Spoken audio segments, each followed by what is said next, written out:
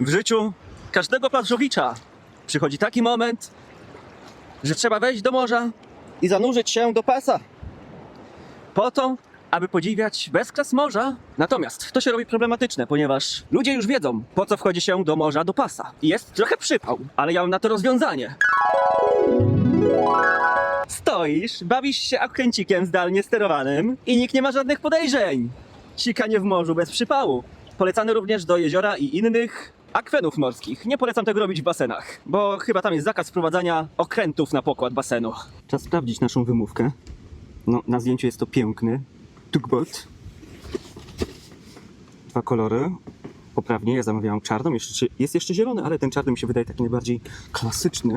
Niestety opakowanie przyszło w dość słabym stanie, a szkoda, no bo to jest taki wręcz idealny, jeżeli chodzi o prezent. 2 turbiny, o, waterproof. Pokazuje tak, że nie pokazuje waterproof. To się bardzo przyda, jeżeli chodzi o łódkę, prawda? No bo jak łódką bez wodoodporności chyba raczej słabo. Trochę mało informacji. Z tej strony jest po prostu inny kolor. Tu jest inny kolor, te same informacje. Skala 1,72. Jeżeli naprawdę jest skala 1,72, no to cudownie.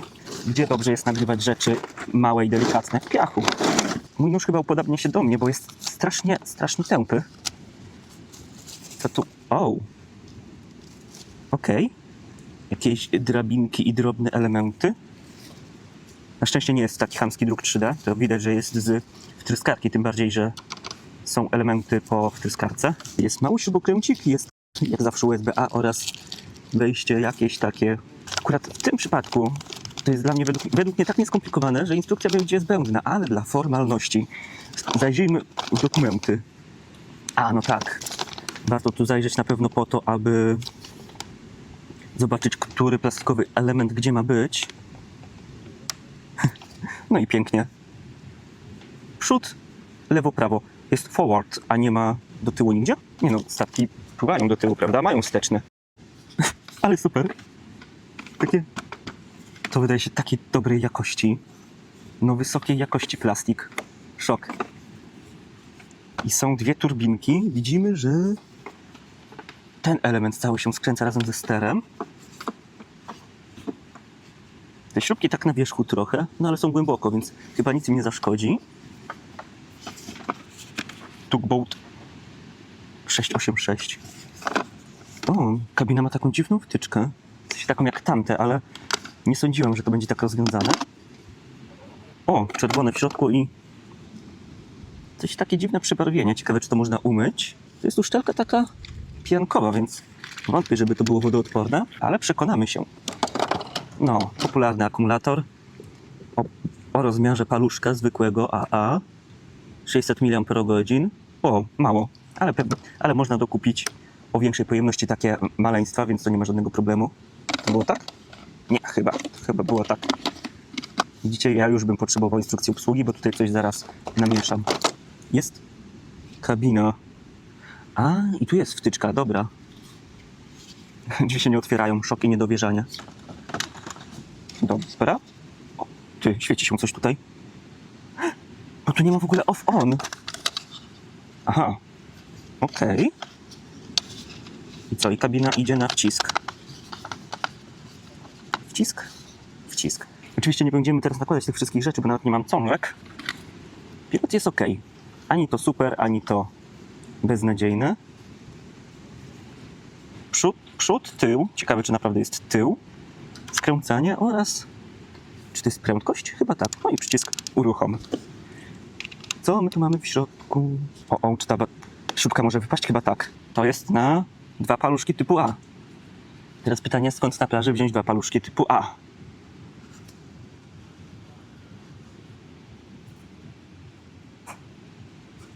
Dziwna ta plaża. Wejście na baterię, ma tutaj taki łuskot, przez co się zacinają strasznie. Klik. Ej, ale pilot nie jest wodoodporny zapewne. Trochę szkoda. Dobra, są piki, kliki. I... Okej, a przód, tył. Aha. No, słychać, że silnik pracuje, ale nie jedzie. Ten statek jest oczywiście na małe zbiorniki wodne typu jezioro, spokojna rzeka czy wanna. Dlatego przetestujemy go oczywiście na morzu. Dobra, prowadź mała. Wcale nie jest zimno. Wielkie testy, wielkie fale. Wiesz, jak staniesz bokiem do fali, to go zaraz zaleje. Ojej, wcale nie słychać, że mi zimno.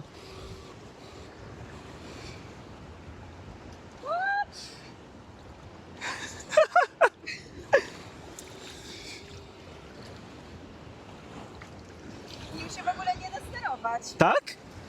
Wow! To bardzo wiesz. No zobacz, jak elegancko. Ale No patrz, po morzach i oceanach. Ciekawe, co się stanie, jak zasięg się skończy, on będzie na morzu. Ej, ja myślałem, że będzie bardziej wywrotny.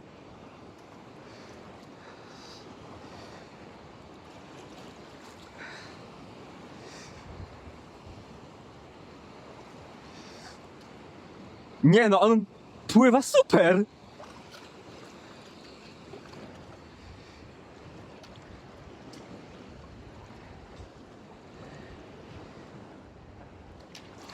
Ja, ale jak on zasuwa.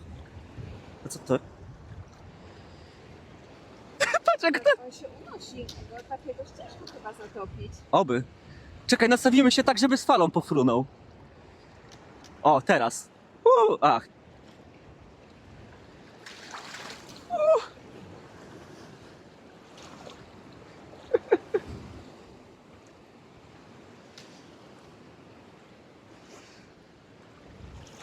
Obraz jest dalej ostry. Chyba tak.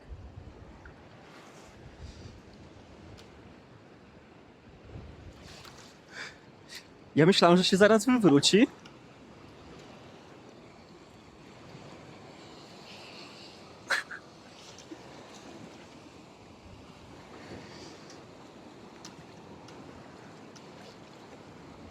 Wow.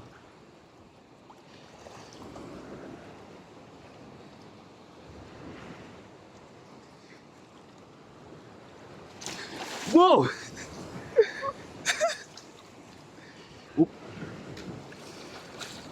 Oj! Oj, oj, oj! Ohoho! Czekaj, jest nadzieja! Patrz, jak waleń do tej wody zaraz wpłynie. Cierpliwości, już prawie. Oh shit! Nie! Nie! Tak, nie! Tak!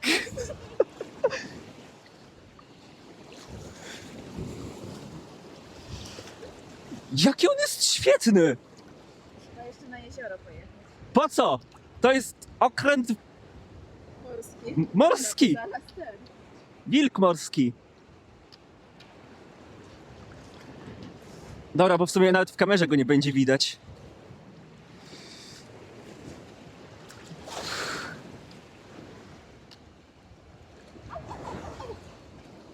On chyba się rozładowuje. Dobra,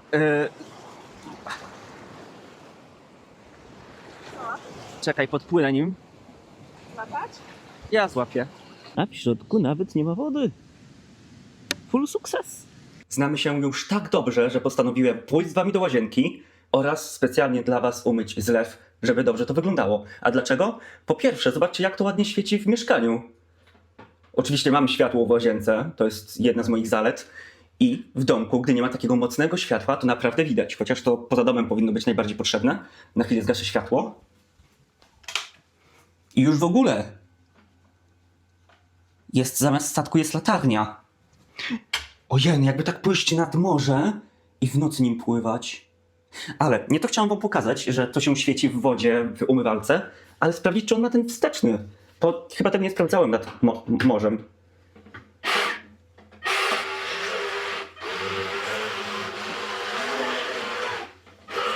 Ma wsteczny. No, czyli tego nie było w instrukcji, a wsteczny ma. Idealne do robienia bąbelków w wannie. Również go sobie trochę tak zamoczmy, bo pójdziemy do rozkręcania i zobaczymy, gdzie ta woda się dostała. Tylko oczywiście 100% zimnej, bo woda kosztuje pieniądze.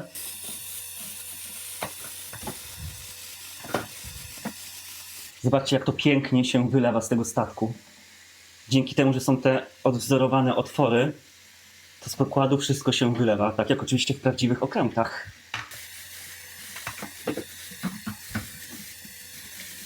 Dobra, będzie tego. Najpierw drobne elementy w piasku, a teraz rozkręcanie elektroniki, gdy ta łódeczka jest mokra. Po prostu powinienem zmienić nazwę tego kanału na więcej szczęścia niż rozumu, ale to w przyszłości może. Gasimy pilot. Oczywiście jak nie ma połączenia, to diodki migają. Ale dziko to wygląda przez plastik w kamerze. Malutku. Co tam jest w kabinie? Tak jak nad morzem. Woda dostaje się tutaj pod kabinę. Nie wiem, jaki to ma wpływ na tą wtyczkę. Na tę wtyczkę. Ojoj. Chyba się trochę zagadałem i wyjąłem kabel z wtyczki. Czy teraz wyjmę wtyczkę? Tak. No trochę byłem nieuważny, więc może więcej szczęścia niż rozumu to jednak taka nazwa nie powinna być. No, ale tutaj, tak jak i w morzu, nie ma wody. Ona jest tutaj na obrzeżach, na samym początku uszczelki, gdy jeszcze nie styka się z tym plastikiem. Musiałem wziąć zupełnie inny śrubokręt, taki długi, bo te śruby są naprawdę daleko.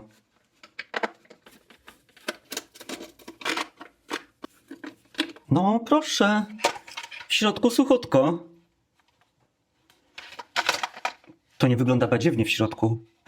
Że tutaj mamy stery, serwo, trochę poklejone i że takie wały tutaj, przeguby, ale to dobrze wygląda. Też silniczki nie są na samym dole, tylko są trochę nad tym podłożem, więc jak będzie wlewała się woda, to ciągle nie dosięgnie to ani silniczków, ani tej elektroniki. Zobaczcie, jak ona jest wysoko. A kusi mnie, żeby odpalić, więc odpalę. Mogę to wyjąć? Nie warto wyjmować tych kabli stąd. To jest specjalnie zrobione tak, żeby to nie wychodziło, a wyjęcie tego powoduje bardzo niefajne uszczerbki. Ale chociaż na jednym kablu, a nie na dwóch. O, jakaś diodka się świeci od elektroniki. Zobaczmy sobie, jak to pracuje. Niesamowite jest to, jakie to jest głośne na powierzchni, a w wodzie, jak to zanurzymy, to w ogóle tych dźwięków nie ma. Po prostu woda wygłusza te wszystkie dźwięki i to, co się dzieje na powierzchni, gdy trzymamy ten statek, nie ma znaczenia, że wtedy hałasuje. Jestem zaskoczony bardzo, a jak był na morzu, więc był dodatkowy szum, to w ogóle go nie było słychać. Teraz skręcanie.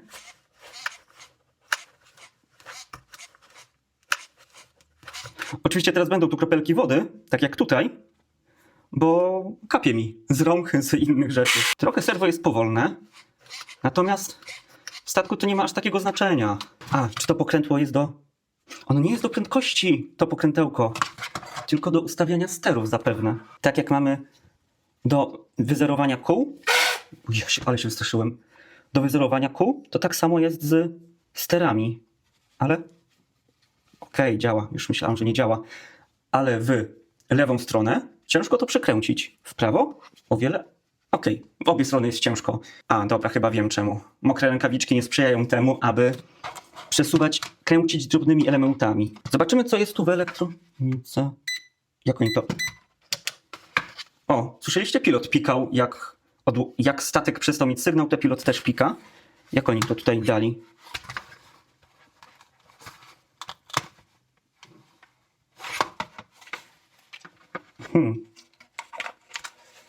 Myślałem, że ta śrubka trzyma ten plastik. Tu musi być jakaś beznadziejna płytka, bo w tej cenie to niemożliwe, żeby ty dali coś mocnego, no już bez przesady. Wszystko jest za idealnie. O, dobra. Wystarczyło to podważyć gdzieś tu od środka, a nie się brać za te elementy. Płytka 2023, 2 lipiec. Wysokość 1 mm? No, możliwe. W sensie czytam to, co jest tutaj na dole. H1. HD, ok. Zaraz sprawdzę w necie, czy antenka. Zaraz sprawdzę w internecie, czy gdzieś to można kupić sam podzespół. Nie sprawdziłem chyba, czy on ma proporcjonalne sterowanie. Dobrze, sprawdzimy, czy jest proporcjonalne. Jest. I nawet dobrze reaguje. A prędkość?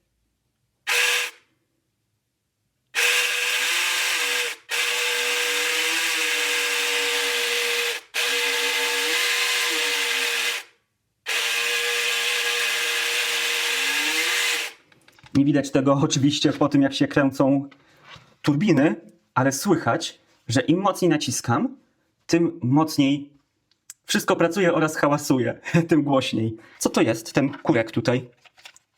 Tutaj takie o, a z drugiej strony zaślepeczka. Dziwne. No zobaczcie, silniczki też mają swoje kody. A więc czego się dowiemy po wpisaniu tych numerów w Google czy Yandex? To niczego ciekawego. Nie wyskakuje ta płytka. Możemy ją znaleźć tylko i wyłącznie poprzez wpisanie frazy tugboat 686. Tak.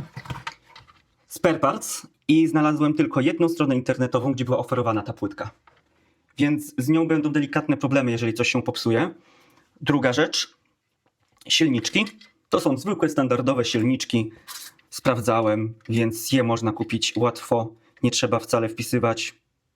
W sumie wystarczy wpisać tylko ten numer u góry. Na dole mamy rok i datę produkcji. Zwróćcie tylko uwagę, że ten silnik ma taki długi wał. Standardowo są króciutkie z zębatką. Więc to może być jedyny minus, że nie dostaniemy czegoś z tak długim wałem. W sensie dostaniemy, ale nie będzie to tak popularne i tanie jak standardowe silniczki. Minusem jest to, że jak mamy te silniczki, to nie widać na tych silniczkach żadnego kondensatora. To jest oczywiście silnik szczotkowy. Silnik szczotkowy powoduje to, że tworzy zakłócenia, jeżeli chodzi o odbiornik, o antenę, połączenie zabawka, statek, RC, a pilot. Dlatego w większości takich silniczków, które mają szczotki, montowane są takie oto kondensatory 104. Tutaj tego nie ma. Pójdziemy dalej, czyli przyglądamy się płytce i ja nie widzę, żeby tutaj były kondensatory odpowiedzialne za silniczki. No bo mamy kondensator tutaj odpowiedzialny za elektronikę, za pracę, rozkładanie mocy z akumulatora na elektronikę, na podzespoły, ale nie ma nic, co by było filtrem tych zakłóceń ze strony silników, a silniki mamy dwa. Dziwne. Zapewne to jest forma oszczędności. Natomiast z drugiej strony podczas zabawy w morzach i oceanach, nie no w morzu tylko, i w zlewie, nie odczułem jakichś problemów z zasięgiem, więc pomimo tych braku dodatkowej elektroniki, dodatkowego filtra, to jednak sygnał był i odbierał wszystko. Jeżeli chodzi o serwo, to możemy tak naprawdę dać jakiekolwiek pasujące serwo, bo ono jest tutaj na standardową wtyczkę serwa 3-żyłową, więc z tym też nie będzie problemu. Najłatwiej dostać akumulatorek jako część zastępczą zamienną. No, nawet na AliExpress dostaniemy pakiety pakowane po 10, więc możemy albo dokupić, żeby mieć na wymianę, jak się popsuje, albo żeby dłużej się bawić. Jeżeli chodzi też o szczelność, to zobaczcie proszę, że... Gdzie jest mój śrubokręt? Na tych wszystkich łączeniach kadłuba, pokładu górnego z kadłubem, jest taka guma. Ona jest dość delikatna. Nie wydaje mi się, że to jest klej łączący górę z dołem, bo to tutaj na to nie wskazuje. To są opyłki z wkręcania i wykręcania śrubek, opyłki tego plastiku. Dlatego nie polecałbym rozkręcać tego statku tylko po to, żeby zobaczyć, co jest w środku. Ja wam pokazuję, ok? Nie warto tego rozkręcać, bo możemy stracić na wodoszczelności. W podsumowaniu nie zamierzam lać wody. No bo wiecie, morze, kran, zlew, woda, lanie. Nie śmieszy was to? Jeżeli chodzi o podsumowanie, ja za to zapłaciłem 170 zł. Oferty widziałem do 200 zł. Według mnie dostajemy naprawdę fajny statek w tej cenie, który super pływa, fajnie się nim steruje, jest po prostu pocieszny. Jak on pływa, taki mały stateczek, który wygląda jak typowy stateczek. Co dostajemy w tej cenie, to również jest dobrze skonstruowany okręt, jeżeli chodzi o elektronikę, pomimo tych braku kondensatorów. Musimy oczywiście uważać przy wyjmowaniu wtyczki od kabiny. Ja bym polecał w ogóle tą wtyczkę, tą kabinę zostawić i tylko akumulator podpinać. Plastik jest dobrej jakości, no nie czuć tandety. No za taką cenę nie spodziewałem się, że to będzie tak dobrze wyglądać i będzie tak przyjemne w dotyku. Również dostajemy super wodoodporność, no nic się nie wlewa do środka, do akumulatoru. Jednym zdaniem polecam ten statek zdalnie sterowany, czy to na początek, czy już do kolekcji i niezależnie od wieku, czy jesteś dorosłym, który chce ukryć pewne rzeczy na morzu, czy w innym zbiorniku wodnym, czy jesteś dzieciaczkiem, który chce mieć po prostu swoją pierwszą łódkę zdalnie sterowaną. Dziękuję ci, że zostałeś ze mną do końca tego nagrania. Wiem, że tego nie widać, poświęcam naprawdę dużo czasu, żeby to wszystko stworzyć, nagrać. Czasami po kilka razy, bo mieszkam w bloku, więc wiecie jak to jest. Będę wdzięczny, jeżeli dacie jakiś znak po sobie poprzez łapkę w górę. Czuję się jak youtuber, więc łapkę w górę. Fajnie jakbyście dali komentarz. Trzymajcie się tam. Cześć!